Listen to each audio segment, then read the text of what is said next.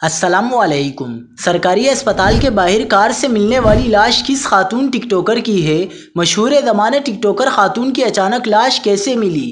کیا خاتون ٹک ٹاکر طبی موت مری ہے یا ان کا قتل کیا گیا ہے؟ کیا آپ حالات حاضرہ سے آگاہی حاصل کرنا چاہتے ہیں؟ خبر کے پیچھے چھپے اصل حقائق جاننا چاہتے ہیں تو ابھی سبسکرائب کیجئے جلمل پاکستان کو اور ساتھ ہی گھنٹی کے نشان پر کلک کر دیں۔ آپ کو بتاتے چلیں کہ خیرپور میں گزشتہ 2 روز سے سرکاری اسپتال کے باہر کھڑی گاڑی سے 2 افراد کی لاشیں برآمد ہوئیں۔ جب ان لاشوں کی شناخت ہوئی تو پورے سندھ میں کوہرام مچ گیا۔ ایس ایس پی ڈاکٹر سمیع اللہ سومرو کے مطابق کوثر اسپتال کے قریب گاڑی سے خاتون سمیت 2 افراد کی لاشیں ملی۔